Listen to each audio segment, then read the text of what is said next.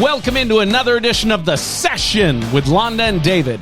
My name's David Austin, and sitting across from me, as always, looking like a future person, is my beautiful bride, Londa Sherwood Austin. And I gotta tell you, honey, those painted on leather-like leggings that you're wearing, unreal.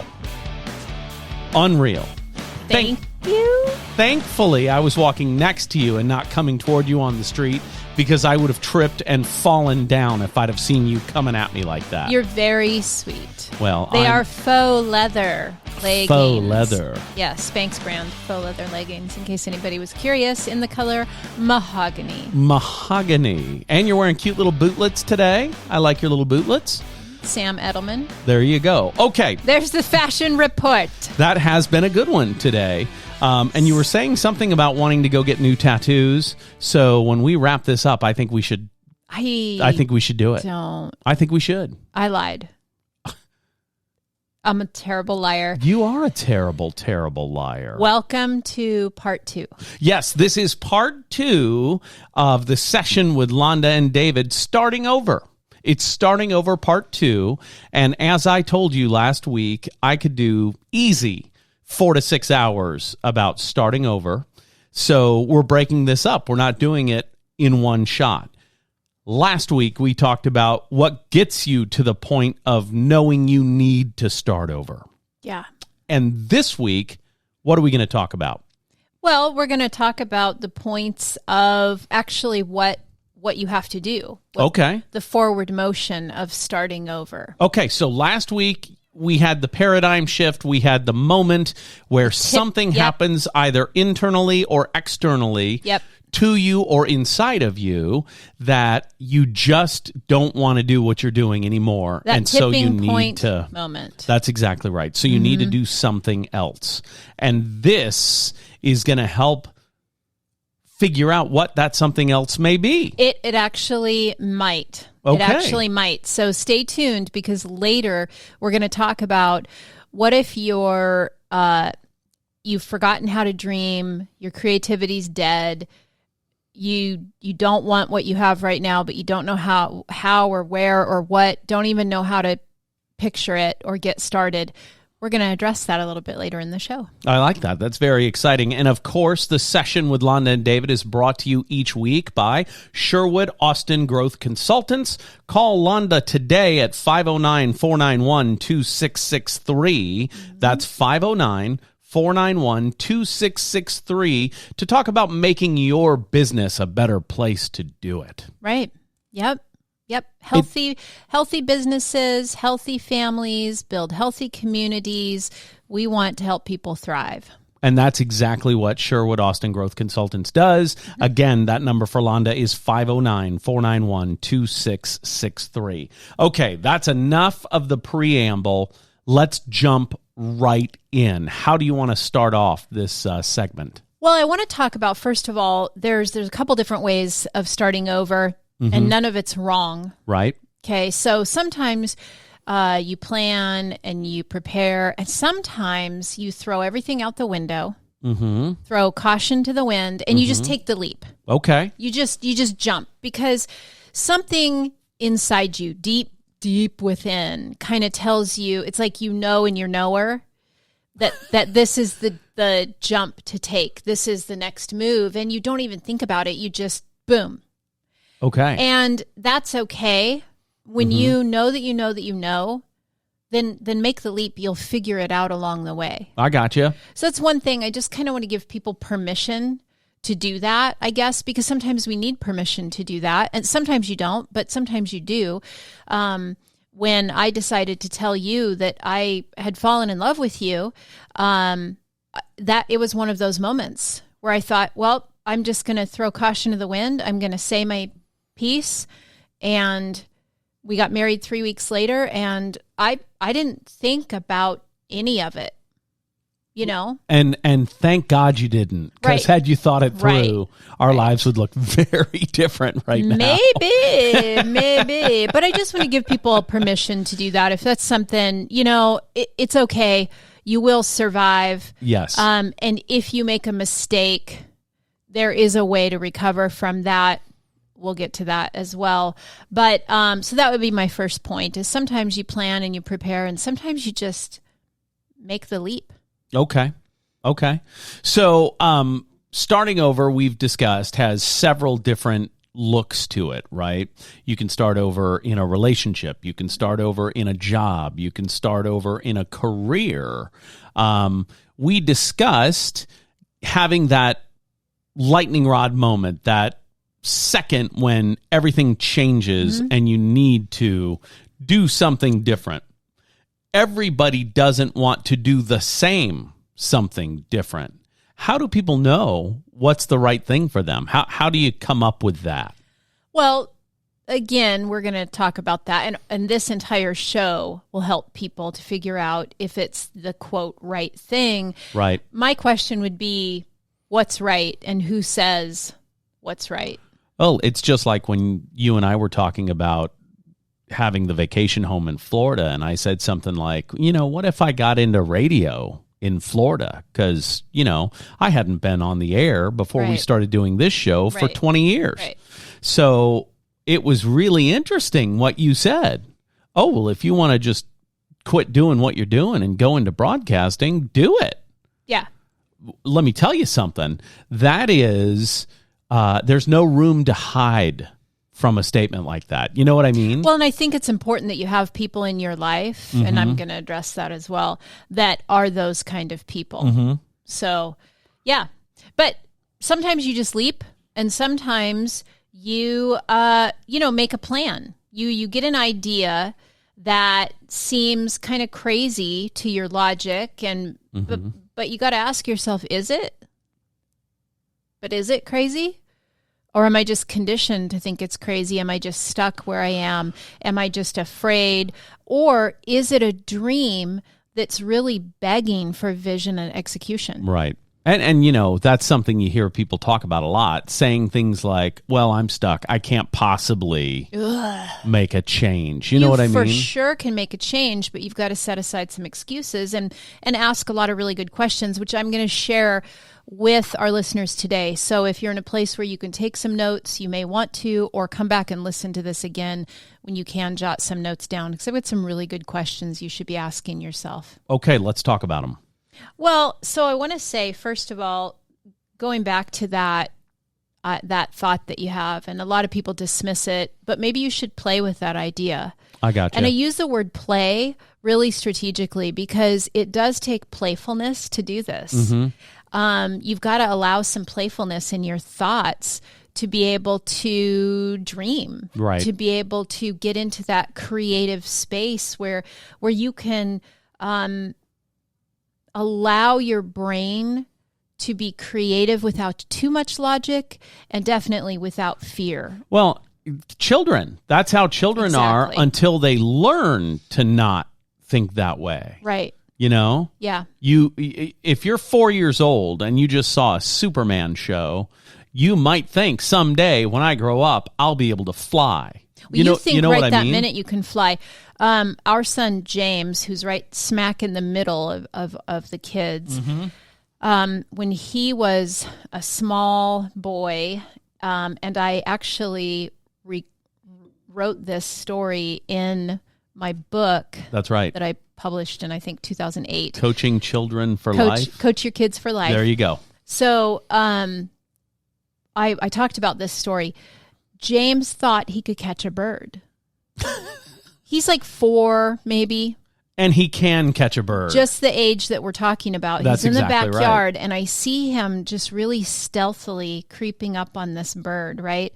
And it kind of flutters away, and then he goes and finds it again, and he's fluttering. And one of his older siblings said, I'm gonna go tell him he can't catch a bird. And I said, don't ruin that for him just yet. Right. Let him still believe he could catch a bird. And that's in the section of the book where I talk about being a dream keeper for your children rather than a dream killer. That's right. And that's great. So, yeah.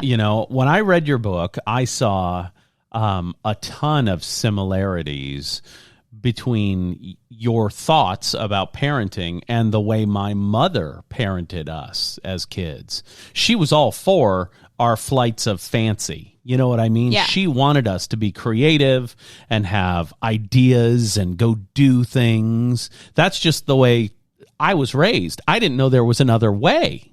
Do you know what I mean? Yeah. And apparently there is. There is. There's the way where your parents piss all over your dreams. Yeah. And that's pretty common. That is sad. And it's common in all kinds of relationships. Oh, in the that's workplace, interesting. we see it where your coworkers don't want you to advance because they don't want to be left behind, but they don't realize that's what's behind what they're saying. So they try to tell you how hard it would be to do the work to advance or whatever. We see it in friendships and in family dynamics where you're sharing something really cool with somebody and they just piss all over it. Right. And I don't think it's a conscious thing. It's a subconscious thing, but you got to be really careful. Your language is everything. And that actually is good to bring me back to my point that make sure you keep your language really loose when you're playing with this idea. Okay. And what I mean by that is rather than, okay, I'm going to do this, so I need to do this. Right. No. Your brain automatically tries to lock that down, talk you out of it. So instead, get playful with your language and make it really loose so that your brain relaxes and has space for creativity. It might sound more like, well, if I did that, what might I need to do in order to make it happen? I'm not doing it, but if I did, I like that. what would that look like? Right. So I will admit I have used that language on you. And it works every time. When we were just buddies hiking, Mm-hmm. and I, every so often would put my toe in the water. And I remember saying to you, well, this is it's never going to happen. But if we ever dated, what would that even look like? Do you remember what I said? I don't remember. I don't either. I'm I don't dying. I remember. wish I had But some kind it of was- recording to be able to go back to it. It was, I think you just laughed it off. And I was like, yeah, he's super not interested. Which is so foolish. So anyway. foolish on your part. Well, anyway. It all worked out though, didn't it? It all worked out in the end. And another thing that's important is the word shift. Yes. I'd love people to use that rather than thinking about making a big change, or even in your own brain when you're thinking about it, what might happen if I made a shift? Right. Shift is just an easier word for our brain to handle Okay. than change or direction, or because a shift is like I can shift in my seat really easily. Right. But to get up and change seats is a lot more effort. So it's a little bit of tricking your brain. Yeah. And that's perfectly okay. So just asking those questions about what might I need to do in order to make this shift? What might need to be in place if I fill in the blank? Right.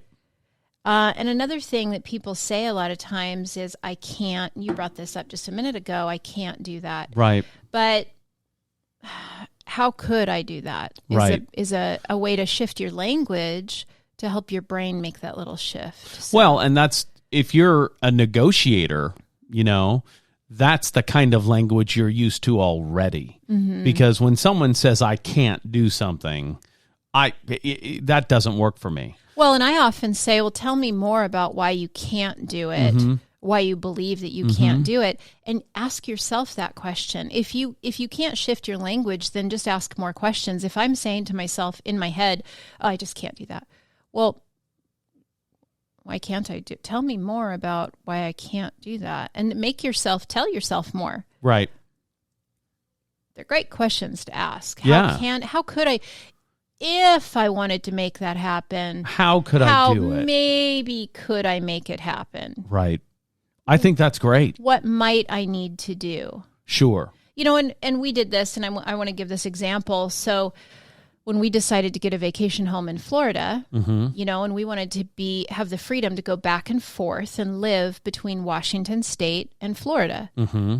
And that's a big haul, right? And I want to be able to go whenever I want and have places to live in both spaces, right? Mm-hmm. And so we actually did this, and we talked a lot about, okay, if we did that, what would it look like? What would we need What to would have? we need? And Yep. we actually came up with a dollar amount that we'd want to have in the bank before we right. made any move at all Yep. toward it. Yep. And oftentimes that is where it starts.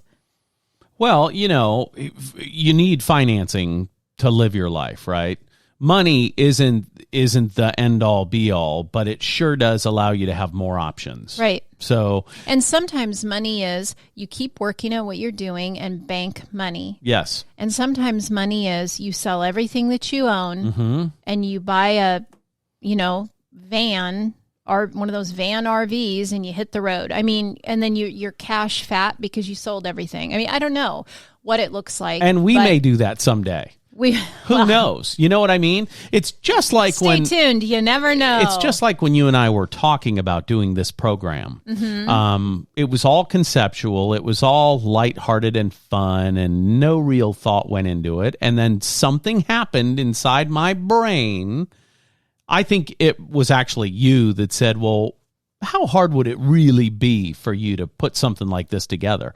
And at that moment, I thought, I know exactly who to call. So I looked to my resource team. I called my friend Michelle Southern, the broadcaster of the year for the state of Louisiana last year, and said, Michelle, you've been working from home during COVID. What kind of gear do you have for your home studio?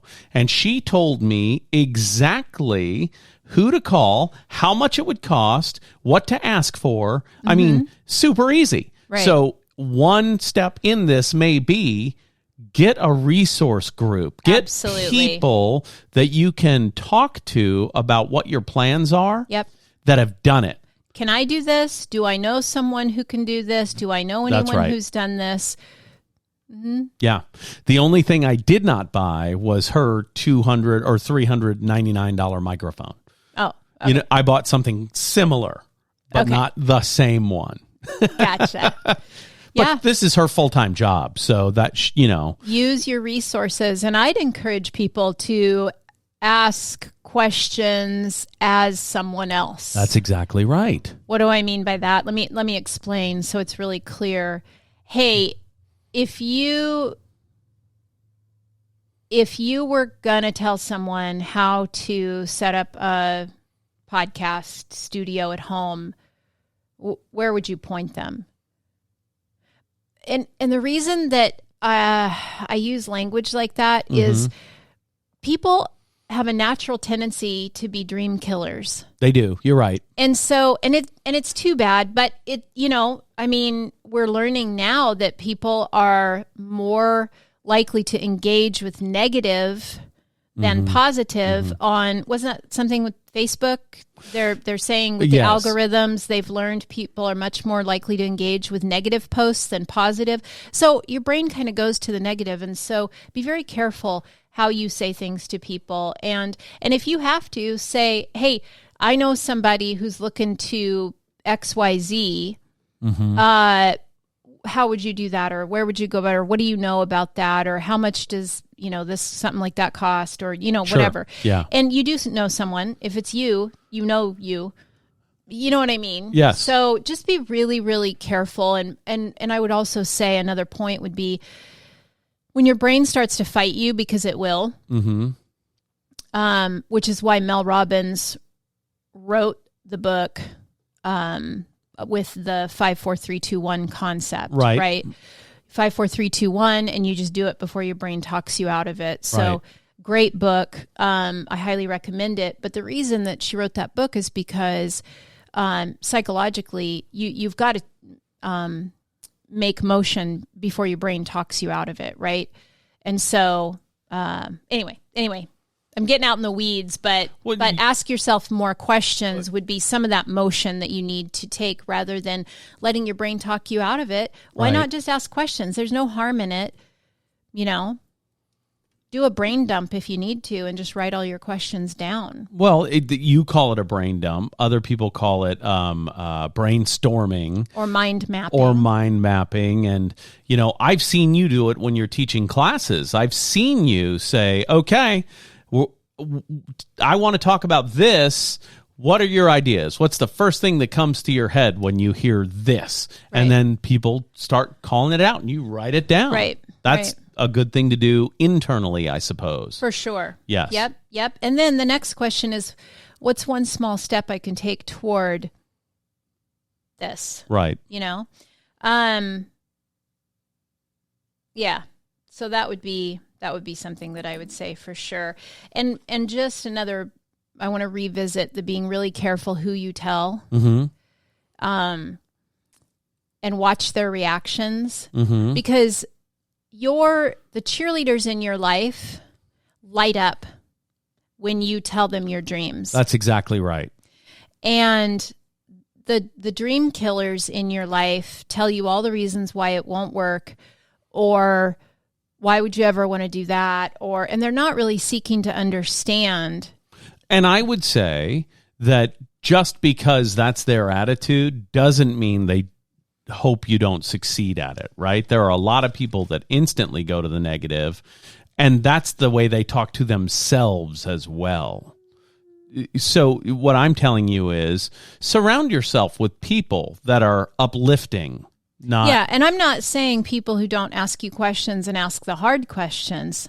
That's not what I'm saying. Don't surround yourself with yes people. Right, yes, but surround yourself with people who want to lift you up, Right. The rising tide lifts all boats. Yeah, they want to see you succeed. That's exactly right. And people who don't want, people who've kind of reached the pinnacle of life, mm-hmm. and they feel like they're already living the dream and they don't want any more in life are not the people that you share these sort of wild dreams with. Right. Because their brains don't work that way. They don't think that way. So save it for other people or keep it inside. Right. And there are people that, that are very entrepreneurial, maybe not successful, but definitely risk takers, right? Mm-hmm. Talk to those people. Right. Talk to people who have achieved a level of success that's good, but they want to get better too. Those people are also really good people to lean mm-hmm. into. Mm-hmm. It's just like when I called Michelle Southern. Not only did she tell me what to get, she said, David, if you want to get it back into voice work, I can throw some gigs at you. Right. I mean, right away. Yeah. You know what I mean? Yeah. So it's a really awesome blessing to surround yourself with people who are interested in your success. And heck, I hadn't talked to Michelle for 20 years before I reached out that day on Facebook. Mm-hmm. 20 years. Yeah. And then instantly, right. Call me right now, David Austin. And I called her right then. Right. I mean, awesome. Right. Awesome. Mm-hmm. So. Absolutely. There you go. Couldn't agree more. Mm-hmm. So, I and I'll go back to this again. When we decided to get married, there were very few people that I told. Right. Very few, because mm-hmm. I didn't want anyone's opinion. I knew in my knower, right? I knew that I knew that I knew it's what I wanted. And, I told my two best girlfriends, and I told my kids, mm-hmm. And when I told my kids, I said, I'm not asking for your permission. I'm not looking for your approval. I'm letting you know as a courtesy. Mm-hmm. This is happening. And you told your ex-husband. I did, well. also as a courtesy, yep. out of respect, yep. so he wasn't blindsided by it or anything. Right. So I don't know why, just because. Well, that's the person that you've had closest to you for the longest part of your life, right? Right. So that makes perfect sense to me. Yeah, I just felt like it was a respect thing. So, but I told one other person who was like, ooh, are you sure about that? And then I thought, oh, okay, this is retreat, something to keep to myself. I didn't want any of that at all. So I would say too, if you start running into that as you're making a change, just stay away from those people. If you know that you're on the right path, just.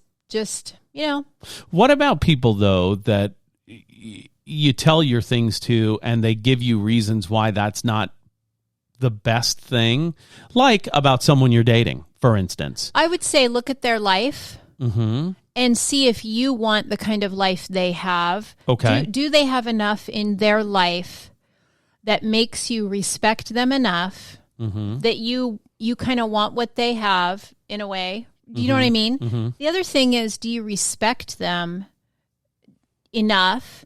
And then a third thing is, do you have the kind of relationship that you want them to speak that intimately into your life? Right. And that person, that was a no to all of those things. And I thought, why did I even feel like I had to say that to that person? Stupid. So, I just backed right out of it. So the next thing is kind of a big thing. And this is, what do you do if you've forgotten how to dream? Life's kind of beat you up. Your imagination is dead or whatever. And I can tell you exactly what you do. You call 509-491-2663 for Sherwood Austin Growth Consultants.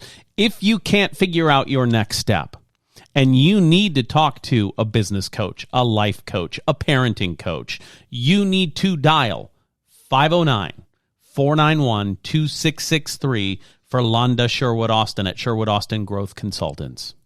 That's what you need to do if you can't dream. Well, yes, that is one option, and I'm going to give you some great content here. Something that you can do. It's a terrific exercise that could really help spark some things for people, and it's called the Perfect Day Visualization. Okay. And we talked about visualization a little bit in the last podcast, and I want to talk about it again now. This also played into our relationship because I had a coach who took me through the perfect day visualization. Okay. And, this is how it goes. You imagine your perfect day. Okay. You wake up. That's pretty good. That's putting your feet on the ground. Step one. Where are you? Oh. Now, don't answer these questions. I'm thinking about it, though. Yeah, you're taking me through it. I'll stay quiet. No, but I'm just saying, and you can answer if you want, but these are just the questions to ask yourself. Yeah. You wake up. Where are you? What time of day or night is it? Are you in a house, an apartment, a condo on the beach? Are you in a high rise in London? I mean, I don't know. Are you alone? Are you with someone? Is that person someone you're married to? Yes. Is it a friend? It's someone I'm married to. Is it a lover? It's you. And then what next? What do you do next? Right. Does someone bring you your breakfast, prepare your breakfast for you? Do you even have breakfast? Do you write in a journal? Do you go to the gym? Right? Yes. Go through your entire day, all into the night. Perfect day. The perfect day. Uh-huh. So I'm doing this exercise with my friend who's also a business coach. And we're just shooting the shit, right? We're not like in a coaching session. Right. Yes. We're just talking, and we always end up, doing this kind of thing with each other. So we're going through the day and everything, and I'm like, okay, and I go to a speaking gig, right? And I'm on the stage, and I'm, in flow with the audience and being myself, which is pretty demonstrative and gregarious, and because I'm like, when I speak in front of a group, I'm pretty full-bodied speaking into the group. And she goes, okay, and what happened next? And in my brain, what I saw me turn like this and put my hand out and kind of motion to the side of the stage, and I introduced someone. And she said, well, you introduced who? And I said, oh my God, I think I introduced my husband or partner or something like that. And she's like, okay, and who walked out on stage? And then I said all kinds of bad words to her. And this is why, because I was determined to be alone the rest of my life, right? Mm-hmm. So who was it? It was you. And I said that to her. And she was like, oh, damn. Oh, when was this? I think right before I went to Mexico. It was a couple weeks before I went to Mexico. Okay, so we were fully just hiking and being friends. Mm-hmm. God, I thought you were so beautiful and unattainable. I really did. There was zero effort on my part to win you over. Right. Because Same. We had sure nothing thing. to lose. I'm shooting my shot at a sure thing. You know what I mean? Right, I'm not right. Not at, yeah, I gotcha. I felt the same way. And so there was nothing to lose. Swinging uphill is Right. what that is. So that was pretty sobering for me. And I thought about that for a few weeks because I just thought, that can't be right. That can't be right. I'm alone in this world. I'm going to stay alone in this world because I'm the only one I can count on. You know, I was just very much in that place in my brain. And I kept trying to imagine like other people, like, am I sure that was it? Or could it have been? But you have, I think, the most distinct walk. And it's something I actually really love about you. I love when you walk in a room. And I know why you have the walk, but you look like you have like a little bit of a swagger, you know? Uh-huh. And just the way you carry yourself is very distinct. And so I couldn't deny that it was you. And then I was like, oh, okay, fine. I finally resigned myself to the fact and then started thinking, okay, if I let myself really feel how I feel about him, how would that feel? Right. So I do this kind of stuff to myself all the time, asking these questions. But you get the idea that you just walk yourself through that process. Yes. And then you reverse engineer that thing. Mm-hmm. And so, okay, well, if I want to be on a stage speaking and my assistant arranged the gig for me and you're there with me, I'm reverse engineering that thing. And I got to figure, so I started taking speaking classes. Mm-hmm. I married you. I locked that down fast as I could. You know, and just things like that where I'm like, oh, okay, so if that's the perfect day, then what small steps or big steps can I start putting in place to make that happen? Right. And so since then, that's what I've been doing. And it might take you time to get there. That's okay. Mm-hmm. And listen to yourself, because don't get so stuck in that one visualization that it has to be this way. Right. Like you can change your mind. It's okay. Mm-hmm. You know, mm-hmm. as long as it's coming from you and from your guts, if that makes sense. Yes. Yeah. So you visualize and brain dump it. Yes. Right. And then you reverse engineer it and then break it into steps. How might I make that happen if I decided to do this part of it? Right. And then you laser focus on it. I love it. I love it. I think that starting over is a great topic for everyone because, you know, you may have a job going to an office, a 9-to-5 job mm-hmm. where, you know, you're quite content, or maybe you even work from home thanks to COVID, and you get up early in the morning and you clock in on your computer and you sit there and you do your thing mm-hmm. and you do the exact same thing day in and day out. For a lot of people, that's awesome. Right. For me personally, that would seem like a punishment, right? Yeah, seems like a death sentence to me. But if I don't want crawl. to have to log onto a computer at 6 a.m. and work for 10 hours, I need to figure something else out. Mm-hmm. And a lot of people, I'm guessing, are there. And the good news is during COVID, we've heard the Great Resignation, mm-hmm. right?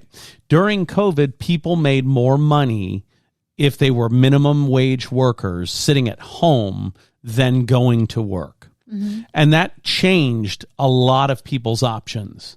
You know, I saw something yesterday that McDonald's has announced their pay scales by age, which I think is illegal, but they have, right? And it's crazy to me to think that teenagers are making a livable wage now.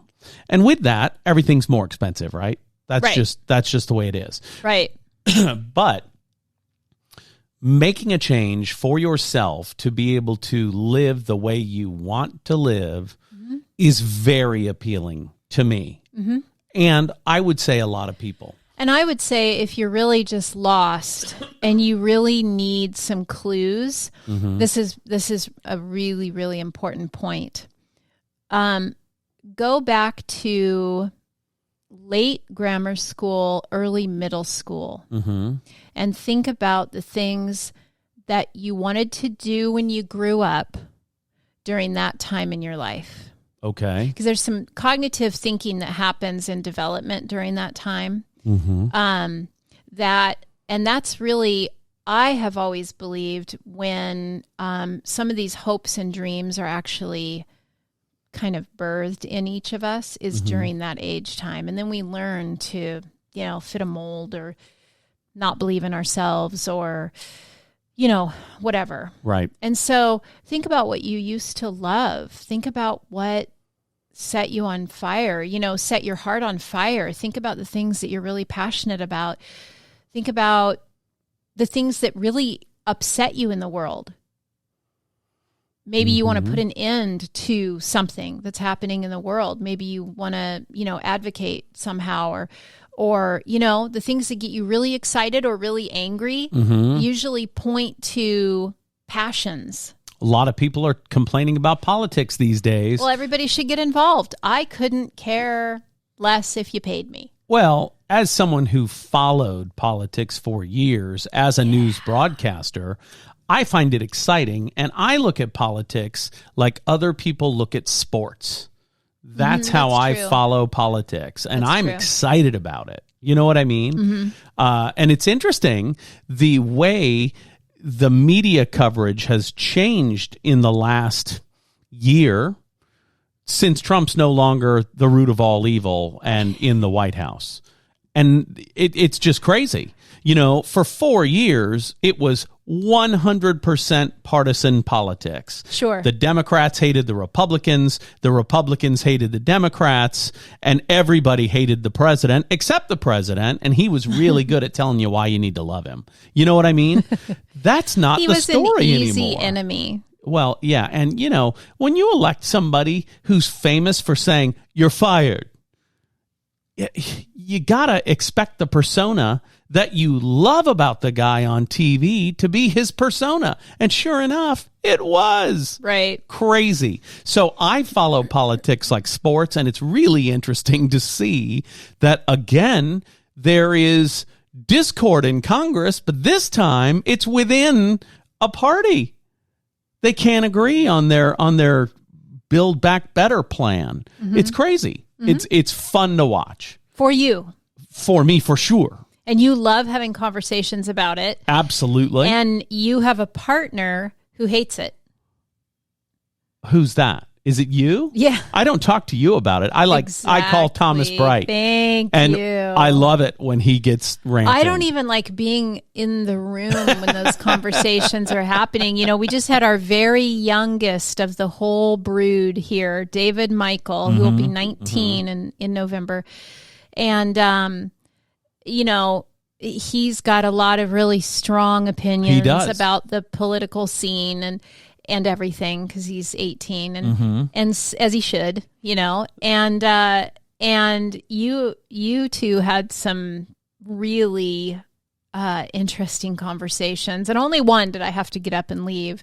It's not because you were fighting or anything. You guys, it just the intensity of the conversation, and it's not an argument, but the intensity of it freaks my anxiety out, and sometimes I have to just remove myself. But I don't remember what we were talking about that you had to excuse politics. yourself. What was it though? What were we saying? Oh God, I don't know. I think it was the socialism versus communism conversation and all the details of that. And I don't know. I'll tell you, though, if you're our age, make sure that you get around, well, any age, make sure you get around people in different age groups. Yes. Get around some older folks. Old people are great, man. People in their 80s and 90s, get around those people. My favorite people of all are 80-year-old priests, because they have stopped caring about your feelings and they are going to tell you the way of the world the way they see it. And I love that. Well, most 80-year-olds, I think, are that way. So get around those people. Get around some middle-aged people because they've seen some stuff. You know? Okay. And get around some young people. And I love that we have so many kids that are, in that age group. The kids are 18 to 30. Right. And I love it because I'm still in touch with some of their friends, right? And I feel like being around those people keeps our minds open. Yes, it right? for sure does. The talking about, here's another thing that's very political right now, how you identify. That is language that to my brain makes very little sense just because that was never a conversation before a year ago, maybe 2 years ago. You know what I mean? It's just so different for me. So to hear the young kids talking about it, as comfortable as they can possibly be, I think it's really cool. Which, thank you for the reminder, because our youngest prefers they them pronouns. Right. So, it's hard for me to wrap my head around, but it's not hard for me to wrap my head around, but I forget, right? Because it's just not common language. But I think it's important to not to like, oh, stay in the know, be cool. Not like that. It's just once you start closing your mind to the younger generations, what you don't realize is you're actually closing your mind to yourself as well. And things like everything we've talked about in these last 2 episodes, you will talk yourself out of it and you will live this Groundhog Day. Yes. And for some people, that's all they want. And that's okay. And this podcast is not for those people. If you want the same damn thing every day till you die, spend your time listening to something else, because that is not what this is for. Not at all. But if you want something different, then, then this is really important. And so the only other thing I would say is, I know people ask, what if I screw it all up? That's not what we're talking about on this show. I like it that you brought it up.